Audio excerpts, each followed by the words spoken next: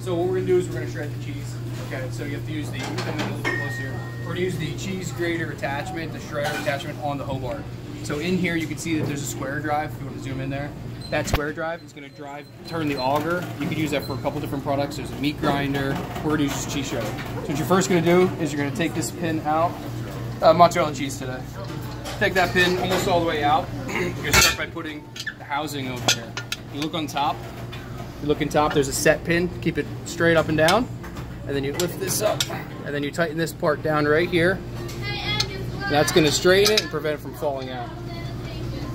Next part we're gonna put in is a plate, a plate holder. It goes in here, you have to find where it's square, turning it.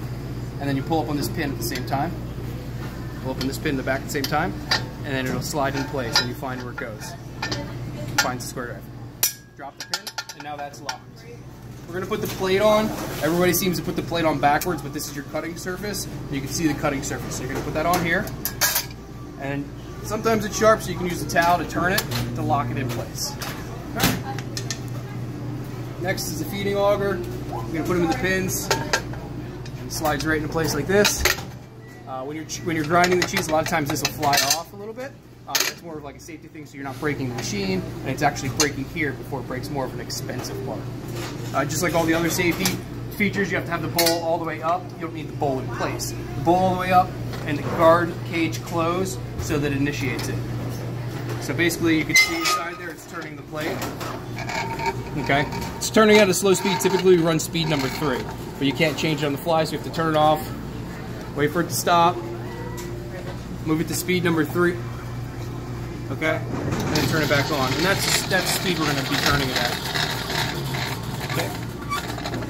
So now you got to look about your collection. What we usually use is one of these sheet pan bags. Okay. We've got a small, tiny hole in it. Right up towards the top. Okay. Bring it around the housing. It's going to collect the cheese for you. Easy. You can do carrots in here, onions in here if you're doing marinara. You can do potatoes in here if you're doing potato pancakes, latkes. What do you guys call them?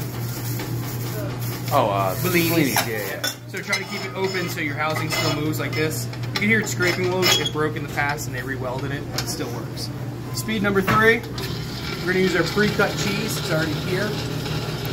Lift it up. Do not put your hand in there. Only put the product in there, and then just push. Doesn't have to be too forceful, but you'll see the amount of force you need to put into it. Well, see it collecting the product. Sometimes it gets stuck up, hung up a little bit here.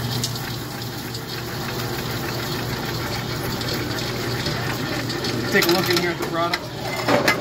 This little bit of product, that'll get pushed through on the next block of cheese that you're putting through. So you can finish it like that, or the next block of cheese will push the prior block of cheese through.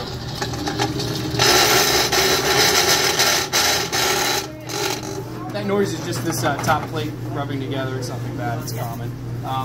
So when you're done, the assembly, and, excuse me, we're trying to do a demonstration here. The assembly, the disassembly, same way. A lot of times I'll put another bag here to collect everything, but the best way to do it is to loosen this pin in the back, pull the whole housing off, and take it over to your other station, your working station, sanitation station, whatever it may be. Disassembly is the same way as the assembly. See how it makes such a mess? This cheese product you can collect and use it for something else if you need. And this plate is sometimes difficult to take off. You use the towel again, you try to turn it.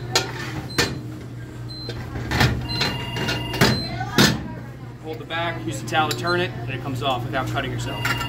Everything gets run through the dishwasher. Okay? Yep. Alright. Have fun.